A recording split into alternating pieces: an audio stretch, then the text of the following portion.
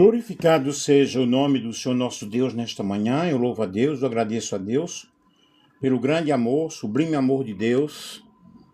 Mais um dia, estamos começando, e a minha oração é de agradecimento, de gratidão ao Senhor, porque o Senhor é bom e a sua bondade é infinita, dura para sempre. Eu vou estar aqui neste momento fazendo uma live. O Evangelho não é exclusivista. Que vocês possam compreender, que possam entender com esta explicação. Na realidade, o Evangelho ele não é exclusivo. Muito pelo contrário, ele é inclusivo. Vamos aqui mostrar para vocês, através deste estudo, através desta pesquisa, sobre este assunto maravilhoso, tendo como base o exemplo da mulher cananeia, que está em Mateus capítulo 21, versículo 28, e Marcos capítulo 7, versículo 24 ao 30. É um assunto maravilhoso, muito especial. Eu quero que vocês aí compartilhem com outras pessoas, para que outras pessoas venham ser alcançadas. Sempre eu estou pedindo aí para vocês compartilharem a live, compartilharem este tema maravilhoso, porque as pessoas elas vão sendo abençoadas, vão sendo alcançadas, e vamos falar de uma forma bem simples. Foi uma pesquisa que eu fiz dentro deste assunto, para que nós possamos entender, compreender a missão de Jesus, o projeto de Jesus para com a humanidade. Deixa eu me localizar bem aqui.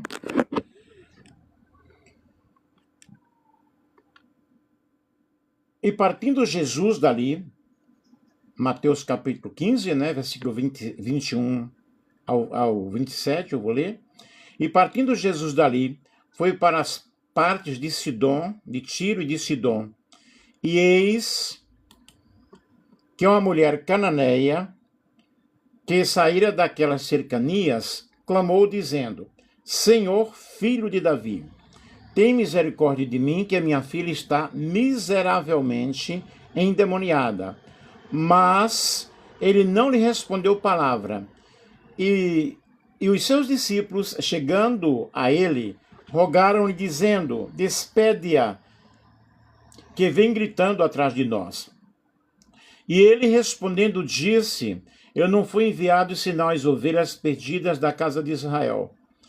Então chegou ela e adorou-o, dizendo: Senhor, socorre-me.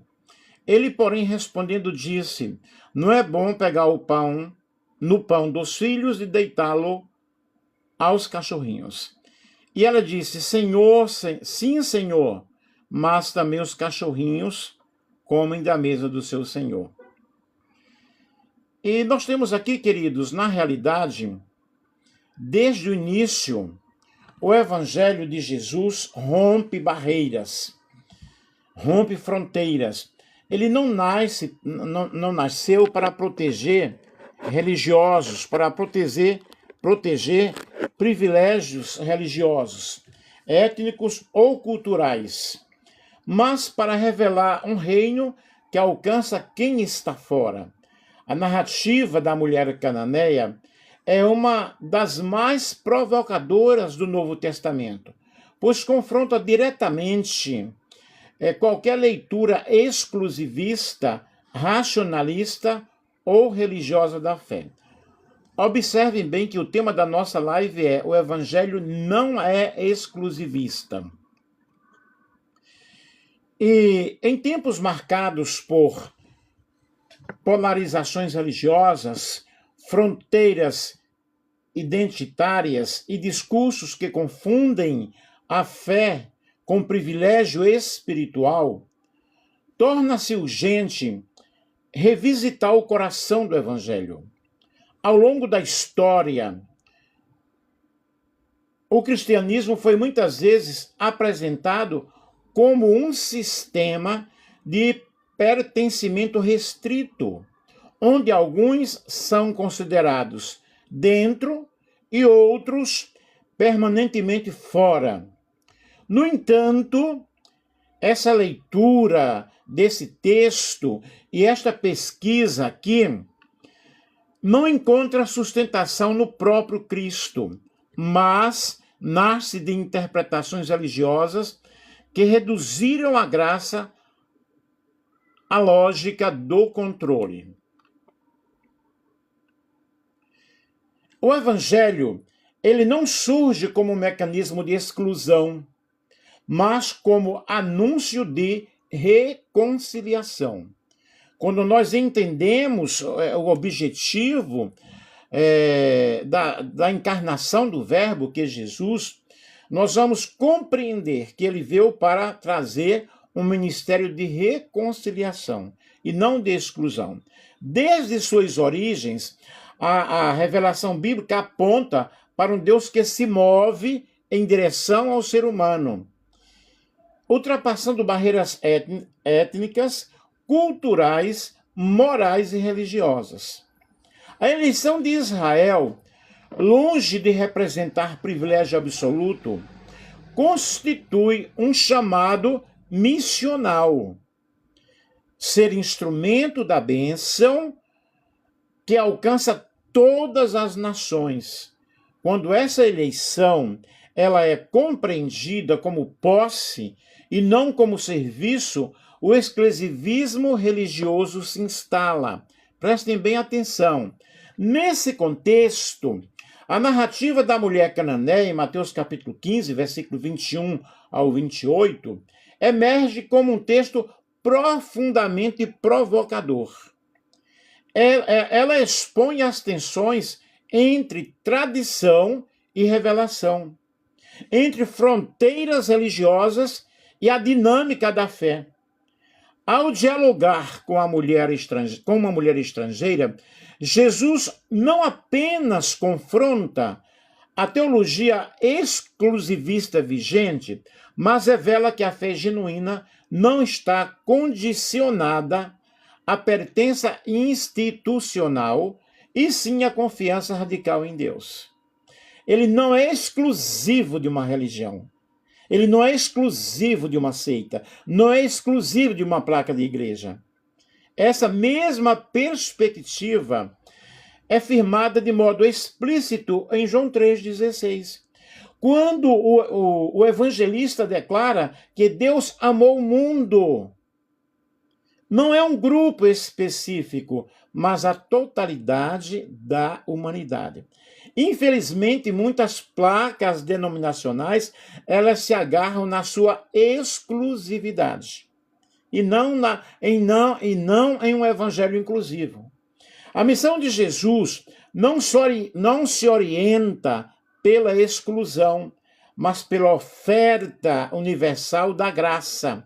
Graça significa favor imerecido, ainda que a resposta a essa graça seja algo muito pessoal e livre.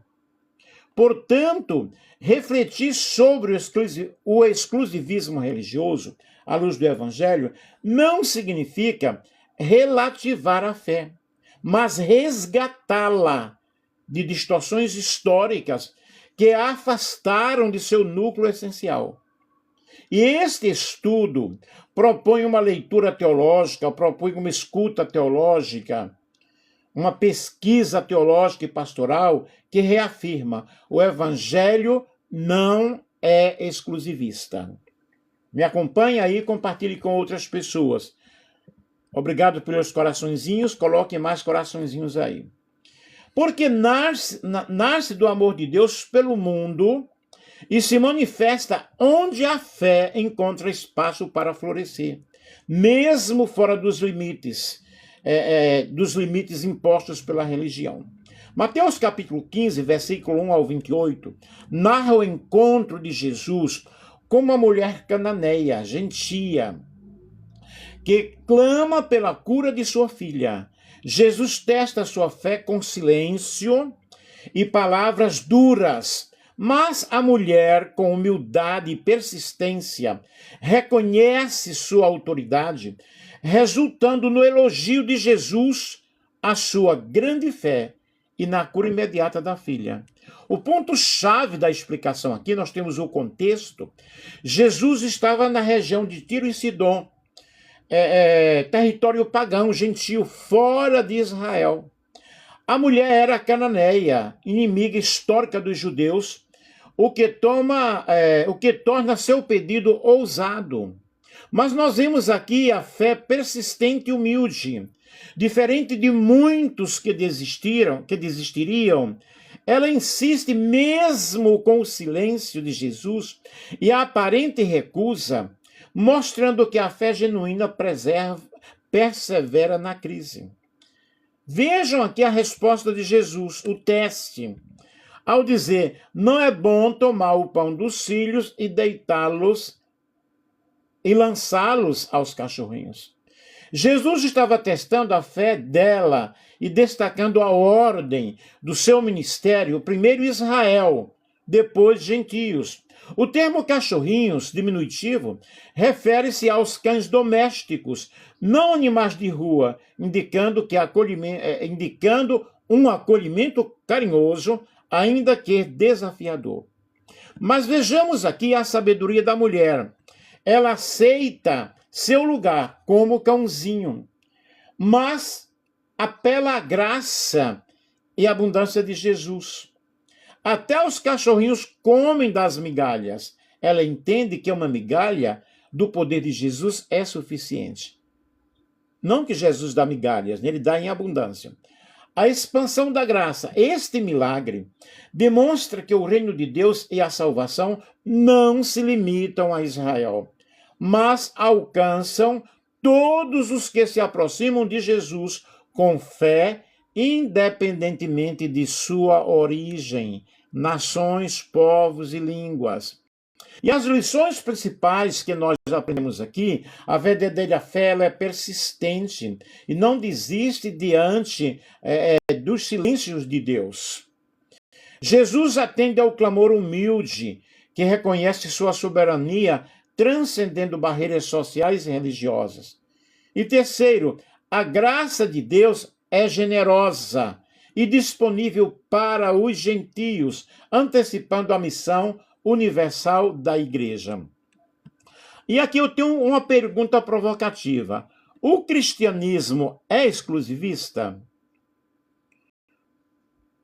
Ou será que a exclusão nasceu da religião e não do evangelho?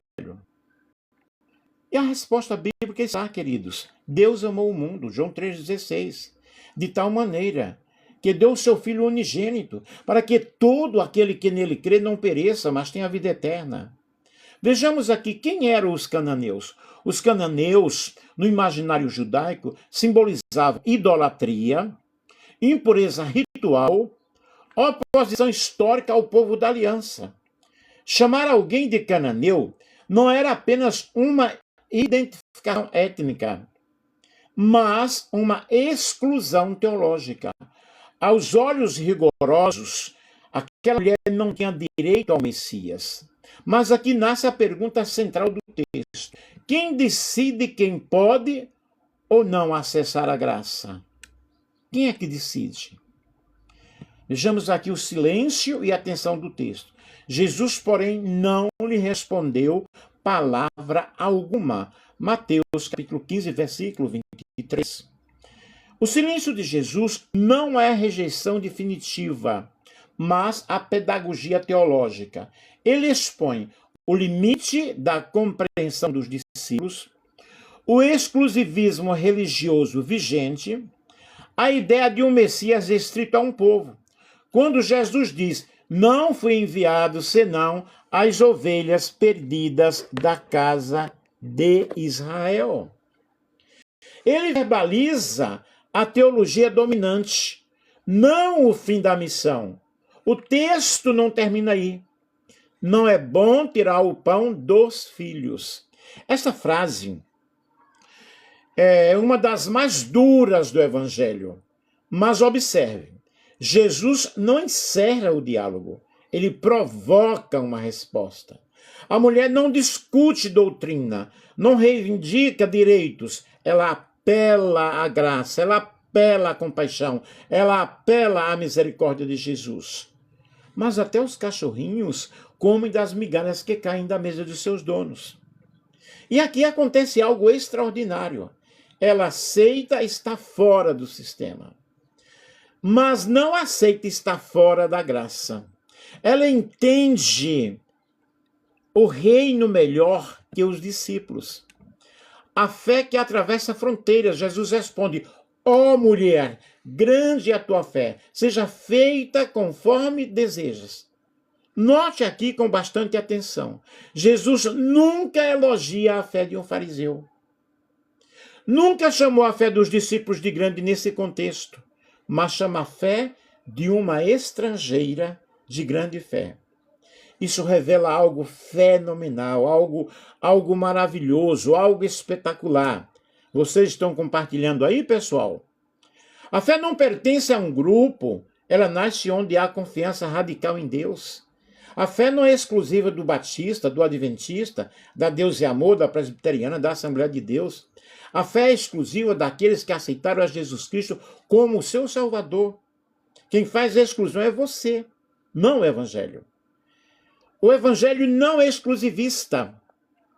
A mulher cananeia desmonta 3 exclusivismos. Exclusivismo étnico. A graça não pertence a uma nação. A graça não pertence ao Brasil, não pertence à África, não pertence à Etiópia. A graça pertence a todos.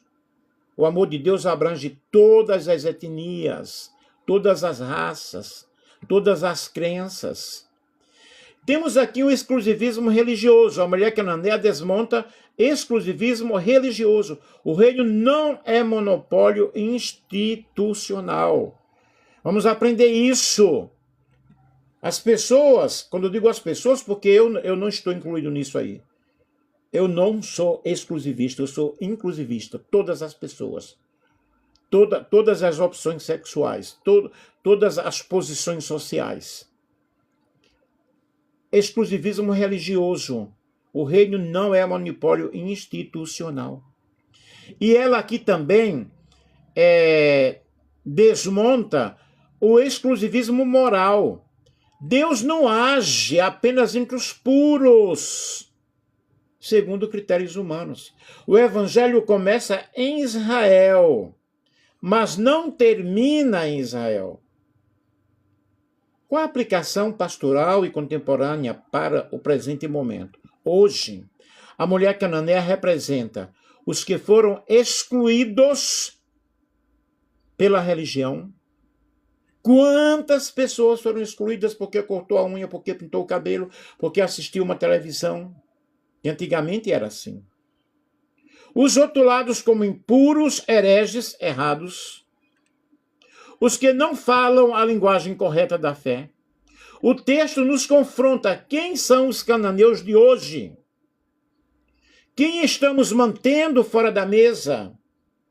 Será que ainda confundimos eleição com exclusão? Eu chego aqui a uma conclusão teológica. O evangelho não é exclusivista porque nasce do amor de Deus pelo mundo. Se move pela compaixão, pela bondade, pela graça, pela misericórdia. Reconhece fé onde a religião não reconhece lugar. A religiosidade mata, mas a graça salva. A mulher cananeia nos ensina que não é a pertença que ativa a graça, é a fé. E Jesus nos revela que o reino não fecha em muros, se expande em compaixão. Mas quando ela fala que, quando Jesus diz, não fui enviado, senão as ovelhas perdidas da casa de Israel, ele não está excluindo. Aqui nós temos uma excelente pergunta. E ela é o coração do texto. Você tocou, quer dizer, eu estou tocando exatamente onde muita gente para e conclui. Então Jesus excluiu. Mas o próprio desfecho do texto não permite essa leitura simples. Não podemos nos apegarmos a um texto isolado, mas ao contexto da história. Vamos com calma, sem fugir da atenção do texto. A frase parece exclusivista? Sim, à primeira vista. Não foi enviado, senão as ovelhas perdidas da casa de Israel. Lida isoladamente, a frase lida isoladamente, a frase soa como exclusão. E o Evangelho não tenta amenizar. Isso porque o texto quer nos incomodar. Na teologia séria, nunca trabalha com versos soltos, e sim com o contexto. Quando nós vamos examinar algo na Bíblia, nós temos que examinar o contexto, o movimento narrativo, a coerência com toda a missão de Jesus, o que vem antes, o que vem depois, o que está nas entrelinhas, ler mais de uma vez. Pelo menos primeira, segunda, terceira leitura, você vai tendo um conhecimento do texto. Eu sou professor de teologia também. Essa frase descreve prioridade, não limite absoluto. Uau! Aleluia! Jesus está afirmando o ponto de partida da sua missão, não o seu alcance final. Vejam, a promessa messiânica nasce em Israel, lá em Gênesis, capítulo 12, o versículo 3. A aliança começa com um povo, teria que começar com alguém. Mas o objetivo sempre foi o mundo.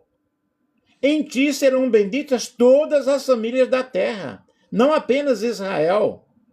Israel é o canal, não o destino final. Portanto, fui enviado a Israel não significa somente Israel terá acesso. Mas é por Israel que o reino começa. Glória a Deus. O próprio Jesus, ele contradiz uma leitura exclusivista. Aleluia! Se a frase fosse em limite absoluto, estão gostando, pessoal? Então Jesus estaria se contradizendo no mesmo evangelho. Ele cura o servo do centurião romano, Mateus capítulo 8, versículo 10. Nem Israel achei tanta fé como esta. Conversa com a mulher samaritana, João 4, que também os judeus não se misturavam, uma rivalidade muito forte com os samaritanos. Com a parábola do bom samaritano, observem, ali Jesus, o bom samaritano, atende o judeu que está caído no caminho, na estrada. E no final ele diz, ide fazer discípulo de todas as nações. Mateus capítulo 28, versículo 19. Logo, nós não podemos pegar um capítulo da Bíblia, um versículo da Bíblia, um texto ou uma palavra e lançarmos um ensino, lançarmos uma doutrina. Nós temos que ver todo o contexto bíblico. E é justamente o que eu estou fazendo aqui nesta minha pesquisa, neste plano de estudo, e de fazer discípulo de todas as nações. Logo, a exclusão não pode ser o sentido final da frase, senão o evangelho entra em colapso teológico. Jesus verbaliza a teologia vigente para revelá-la e superá-la. Aqui está o ponto mais profundo. Estão me acompanhando? Jesus traz a fala, a teologia dominante. Messias só para os judeus, gentios para a promessa, pureza étnico-religiosa. Ao dizer isso diante da mulher, ele expõe essa visão. Permite que ela responda. Conduz o texto para uma ruptura. Se Jesus quisesse excluir, não dialogaria com ela. Se quisesse encerrar, não ouviria a réplica. Se fosse limite definitivo, não haveria milagre. O milagre no final é a chave hermenêutica do texto. A mulher força a abertura do reino. Estou pregando esta mensagem, que foi o que eu pesquisei, com muita alegria no meu coração. Ainda que eu já conheça esses assuntos, mas estou aprendendo muito mais. A mulher força a abertura do reino. A resposta dela não é rebeldia, é fé lúcida, fé perseverante, fé consciente. Até os cachorrinhos comem das migalhas. Ela aceita a ordem histórica da missão, mas recusa a exclusão da graça. E Jesus reconhece: grande é a tua fé. Isso é decisivo. Jesus não diz: agora eu abro exceção. Ele diz: essa fé entende o reino. Vocês me compreendem? Então Jesus excluiu? Não. Ele revelou o processo. Podemos afirmar com segurança teológica: Jesus afirma a prioridade histórica de Israel. Obrigado aí pelos corações, estou em 3.000. Jesus não estabelece um bloqueio salvífico. Jesus permite que a fé ultrapasse a fronteira. O texto termina com inclusão, não com exclusão. Se fosse exclusão real, não haveria cura, não haveria elogio, não haveria diálogo, não haveria expansão. Jesus não diz: vocês não entram. Ele diz, na prática: o reino começa aqui, mas não termina aqui. A mulher cananeia, ela prova que a missão tem ordem, mas a graça não tem muros. Aleluia, me dá uma emoção falar sobre isso. A graça não tem barreiras. A graça não tem fronteiras. Alcança todas as pessoas, de todas as formas. O preto, o branco, o amarelo, o indígena, o tupi, o guarani, o brasileiro, o espanhol, alcança a todos. O cristianismo é exclusivista. Ela não é defensiva, nem agressiva. Que é aqui o nosso tema. O cristianismo é exclusivista. Ela não é defensiva nem agressiva. Ela é acolhedora, honesta, firme. Uma resposta pastoral à acusação de que o cristianismo é exclusivista, que alguns falam, né? Para alguns, sim. Quando alguém afirma que o cristianismo é exclusivista, essa fala quase sempre nasce de uma experiência de exclusão. Não apenas de um debate religioso, teológico, sério. Por isso, a primeira resposta do Evangelho não é argumento, é escuta. É verdade. Ao longo da história, cristãos e instituições religiosas excluíram pessoas em nome de Deus. Se nós formos estudar mais a fundo, mais a profundo isso, nós vamos compreender. Isso feriu, afastou e traumatizou a muitos. Mas é importante fazer uma distinção fundamental. Isso revela falhas da religião, mas não o coração do Evangelho. O Evangelho não começa com muros, começa com um convite. Jesus nunca organizou sua missão a partir de quem estava dentro, mas a partir de quem estava fora. Falou com mulheres ignoradas, tocou leprosos que não podia, sentou-se com pecadores, publicanos e pecadores, elogiou a fé de estrangeiros e foi morto exatamente por não se enquadrar no sistema. É por isso que nós temos que entender a missão do Evangelho, que é alcançar a todas as pessoas. E a Bíblia diz: sai pelos caminhos e valados e obriga-os a entrar para que a minha casa se encha. Quando Jesus diz que foi enviado às ovelhas perdidas da casa de Israel, ele não está delimitando quem pode ser alcançado pela graça. Mas ele está explicando por onde a história da salvação começa.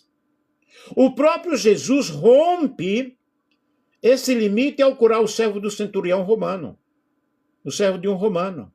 Dialogar com os samaritanos e atender a mulher cananeia. Se o cristianismo fosse essencialmente exclusivista, Jesus não teria ouvido a mulher estrangeira, não teria elogiado a sua fé e não teria respondido à sua dor. Mas ele responde, ele cura, ele inclui. O problema não está no Evangelho, mas quando o Evangelho é reduzido ao sistema de pertencimento e não vivido como um caminho de encontro. A minha igreja estará certa.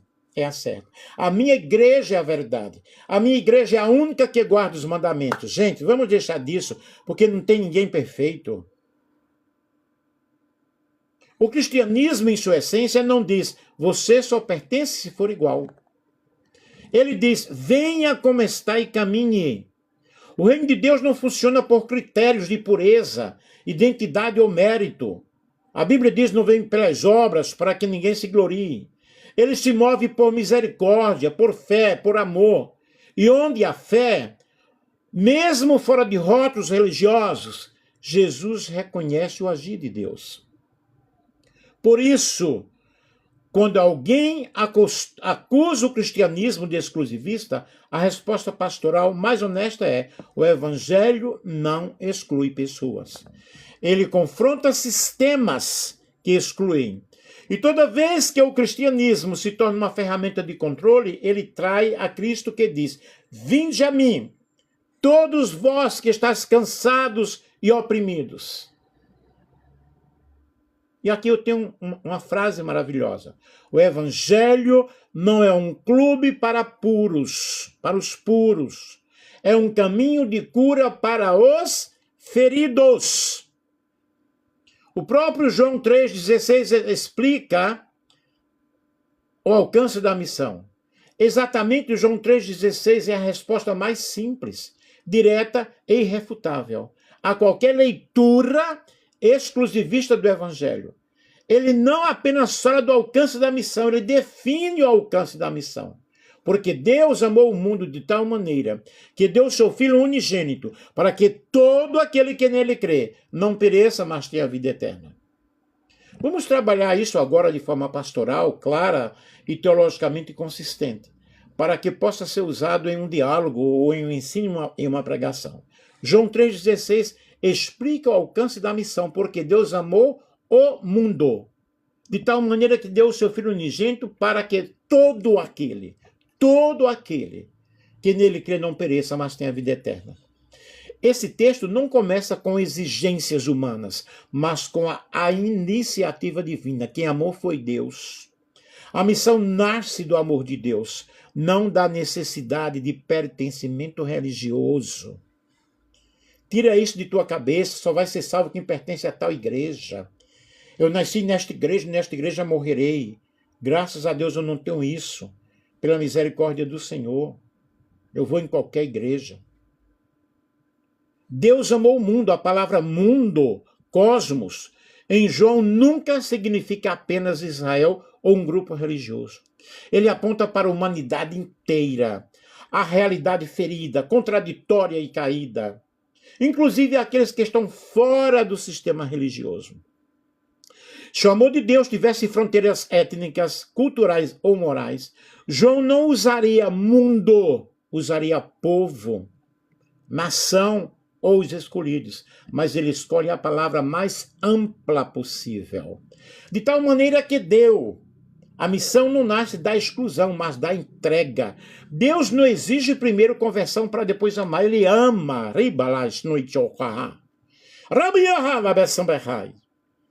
Ele ama e por isso envia. O envio do Filho não é um teste para ver quem merece, porque ninguém merece, mas um ato de graça que se oferece antes de qualquer mérito. Seja você católico, espírita, candomblessista, evangélico, protestante, Deus ama a todos nós. E quem julga é Ele. Todo aquele que crê, aqui está o ponto essencial, o texto não diz todo aquele que pertence, nem todo aquele que cumpre, mas a todo aquele que crê. A porta não é identidade, é fé.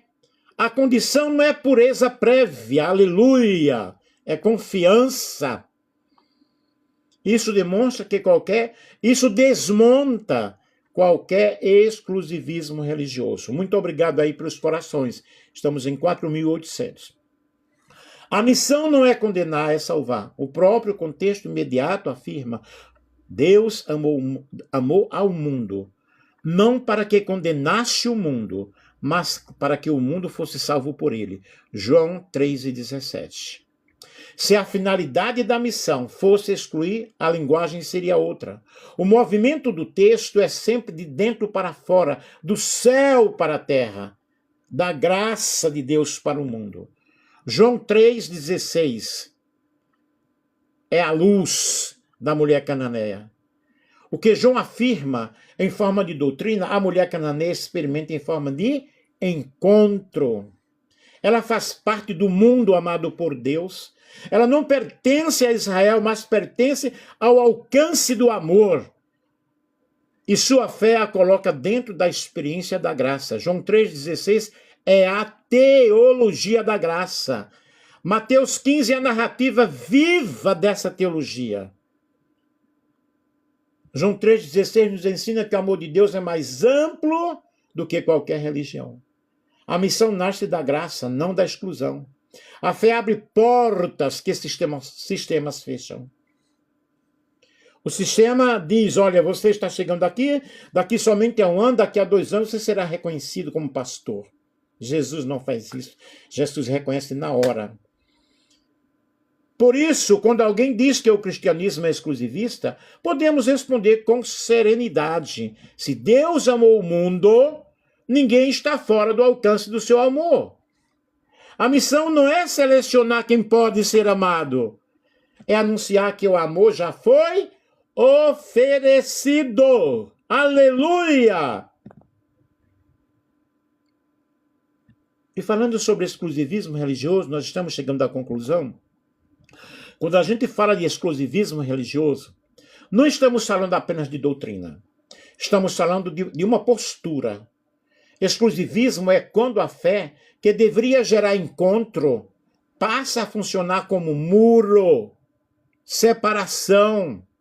Quando a religião que deveria curar começa a selecionar quem merece cuidado. Quem pode participar da ceia? Somente aquele que está em comunhão, que não tem pecado. Gente, quem é que não tem pecado? O exclusivismo religioso nasce quando a comunidade confunde eleição com privilégio. A Bíblia fala de eleição, sim, mas nunca com vantagem espiritual. Eleição na Escritura é sempre responsabilidade, nunca superioridade. Israel foi eleito não para ser o único amado, mas para ser canal de amor. Quando o canal se fecha, a água para de fluir. Jesus confronta esse exclusivismo o tempo todo.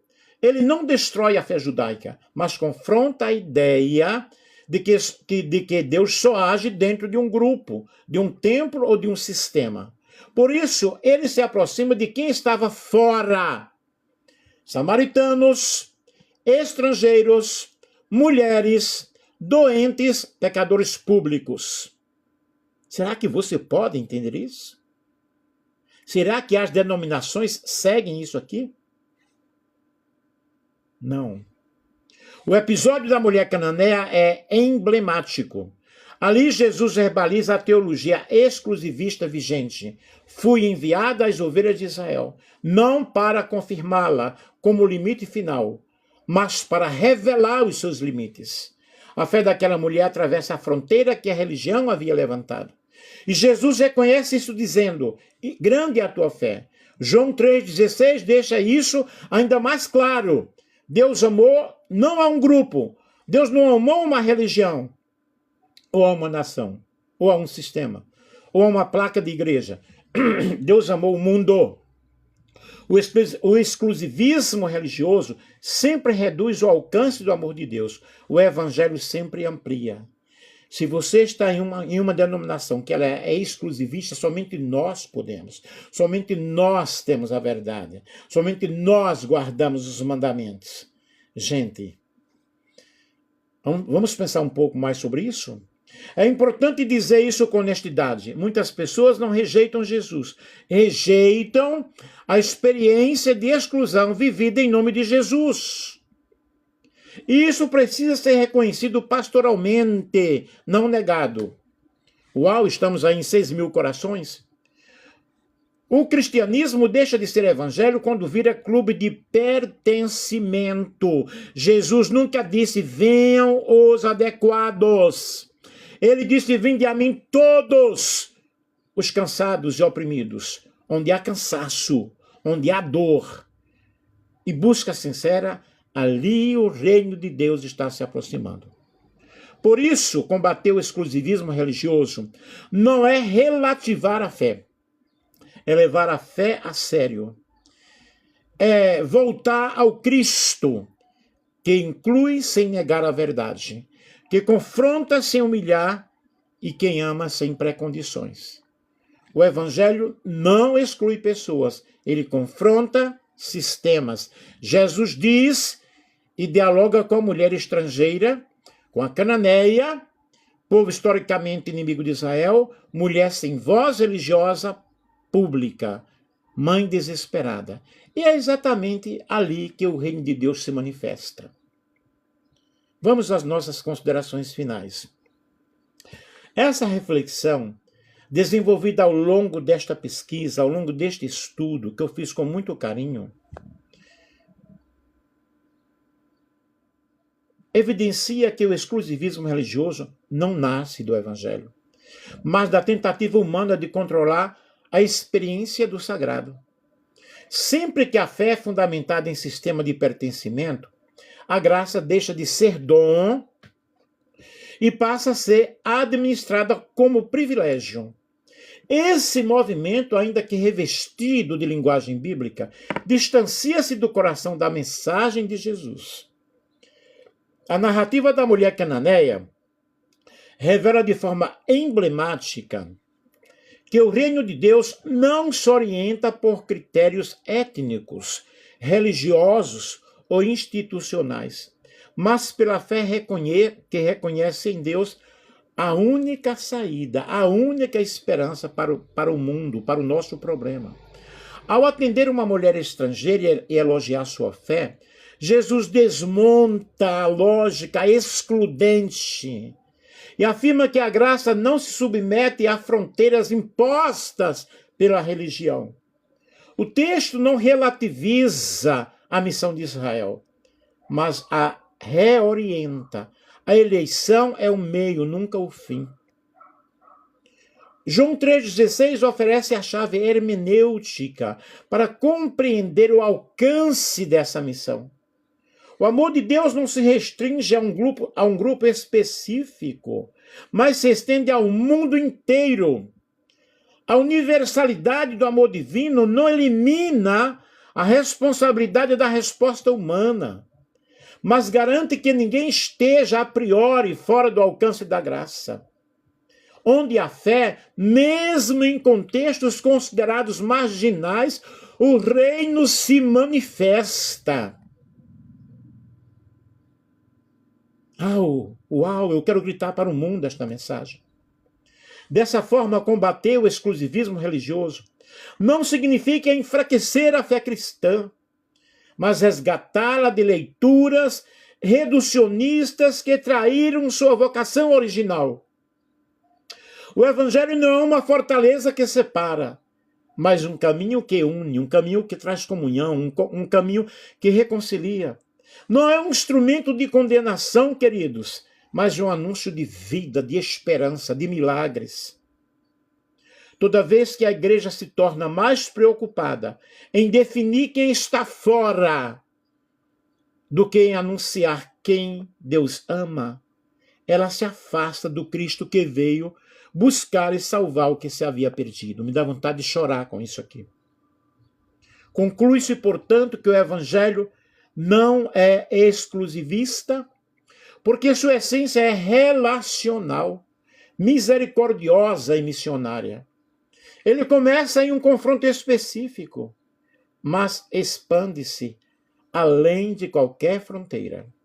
Onde a religião ergue muros, o Cristo do Evangelho continua abrindo caminhos com muito amor. E onde há pessoas feridas, silenciadas ou excluídas, ali pertence o chamado inegociável da fé. Testemunhar um Deus que ama o mundo e acolhe a todo aquele que crê. Aqui uma frase de fechamento. O evangelho não pertence a um grupo. Pertence ao amor de Deus que se move em direção ao mundo. O evangelho não exclui pessoas. Ele confronta sistemas que excluem pessoas. O exclusivismo religioso cria muros. Jesus constrói caminhos. Quando a fé vira fronteira, ela deixa de ser evangelho. Religião que exclui não reflete o Cristo que acolhe. O problema não é Deus. O problema não é Deus ser seletivo. É o ser humano querer controlar Deus. E sobre o alcance do evangelho, João 3,16, Deus amou o mundo, não um grupo, não uma placa de igreja. A graça não cabe em cercas religiosas. O reino começa em um povo, mas não termina com ele. Não termina nele. A missão tem ordem, mas a graça não tem muros.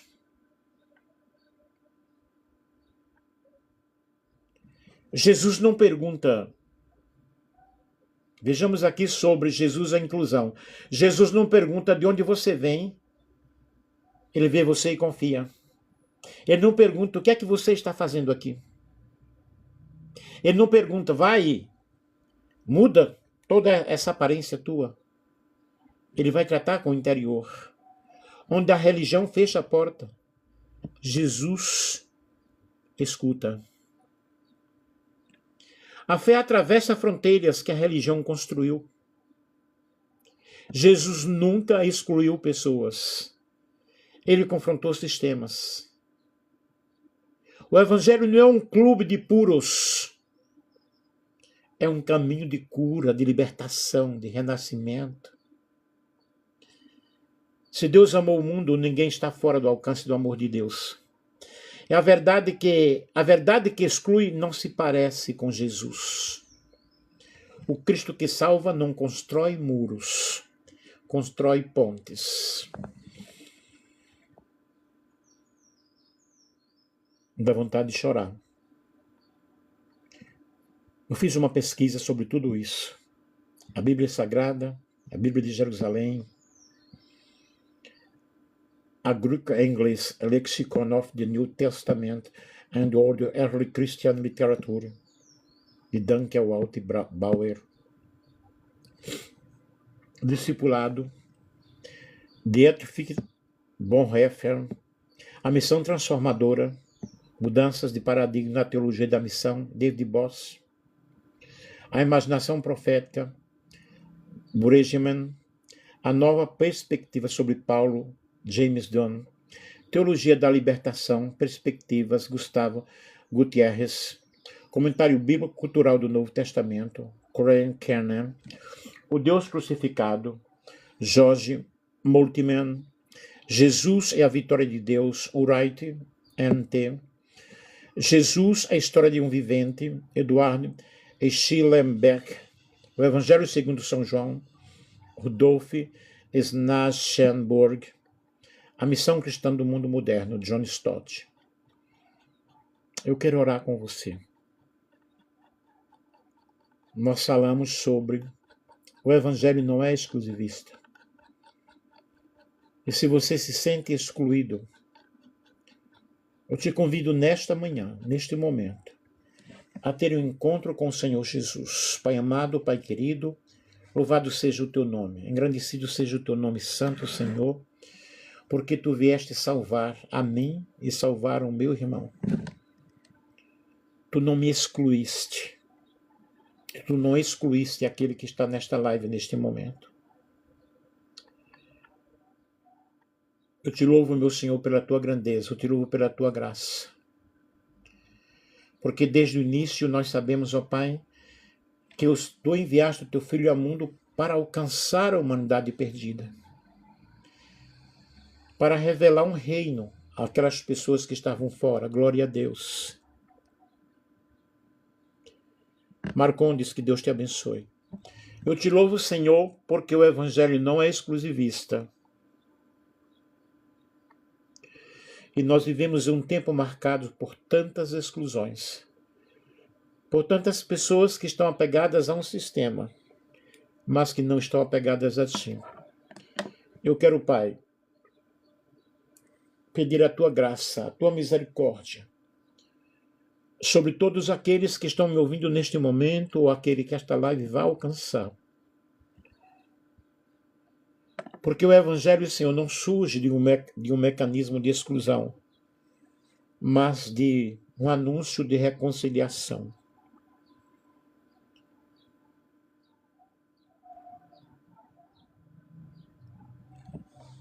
E desde as suas origens, Senhor, a revelação da Bíblia aponta um Deus que se move, que está buscando o ser humano,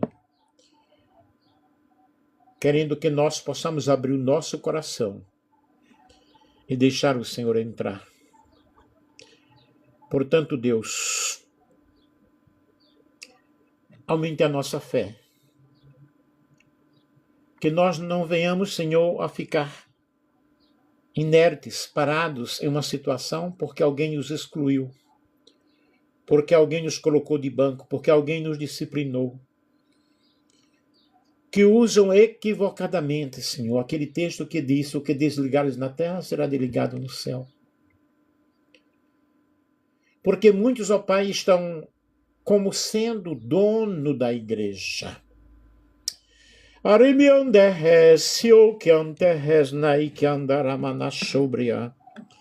Mas tu és o dono da igreja. Tu és o Senhor.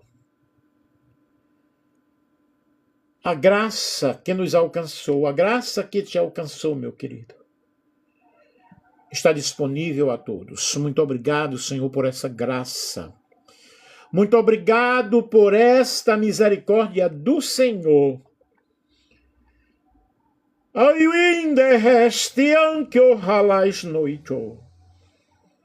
Eu sou pentecostal, mas eu aceito, eu congrego. Por exemplo, aos sábados eu estou indo na igreja adventista do sétimo dia. Deus,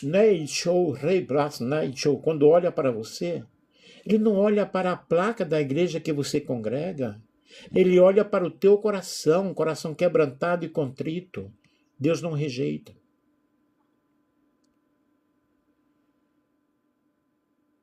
Aleluia! Nos ajuda, Senhor, a entender. Nos ajuda a compreender o teu amor, a tua graça, a tua misericórdia. Porque o reino de Deus não é um monopólio institucional.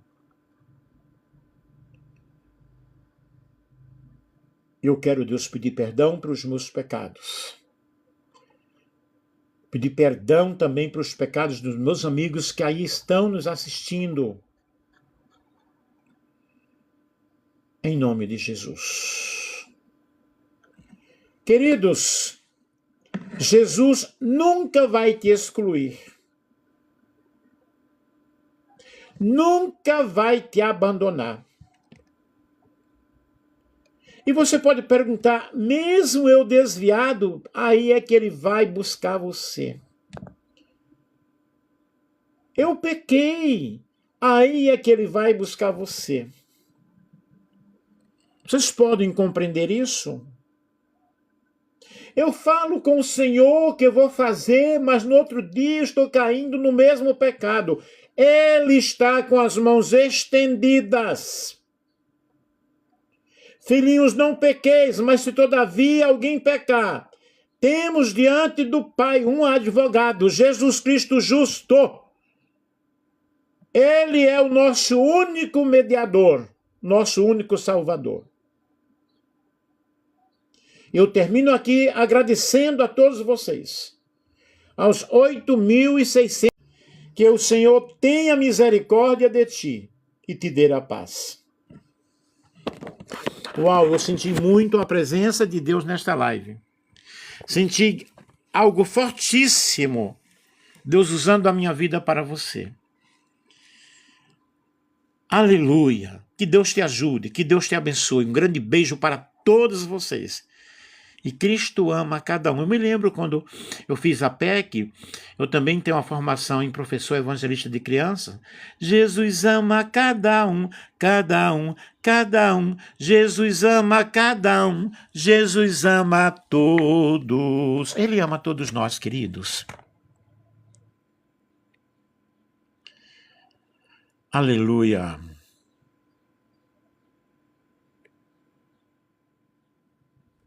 Jesus ama todos nós. Amém? Um grande beijo para vocês. Qualquer coisa, se quiserem, o material que eu pesquisei, um artigo científico, pode me procurar no privado que eu mando para vocês sem nenhum ônus. Um beijão.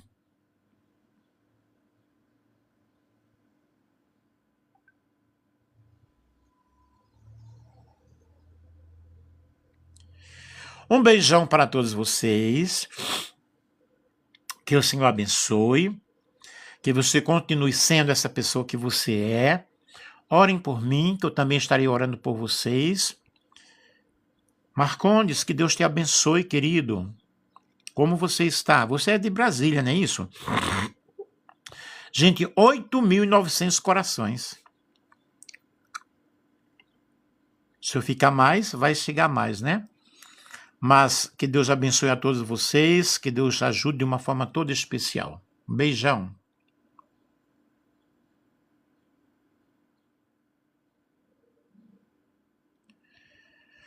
O próprio TikTok está dizendo que eu não termine agora, a gente tem mais 3 pessoas aí necessitando de me ouvir. Ô Aloísio, que Deus te abençoe, que Deus te ajude. Gente, esta live eu vou colocar no Facebook, depois eu vou colocar no canal do YouTube, eu tenho o meu canal, que é Nelson Alves de Andrade. Não é um canal pago, tá? Por isso não tem tantas visualizações, mas eu estou anunciando o Evangelho de Deus ao mundo inteiro. Ok? Que Deus abençoe a todos, que Deus ajude de uma forma maravilhosa. 9.000 corações, que Deus ajude, que Deus abençoe. Que o amor de Deus que eu preguei aqui, gente, eu estou encantado com essa mensagem. Falar sobre esse tema, ontem à noite eu ouvi alguma coisa sobre a mulher cananeia. Aí eu pensei assim, quando Jesus diz, não é bom tirar o pão do filho e deitar aos cachorrinhos, eu não vi senão ao povo de Israel e tal, eu pensei, uau, mas o evangelho não é exclusivista. Como eu vou entender esta mensagem? Eu pesquisei, estudei, e está um estudo maravilhoso aqui. Um beijo!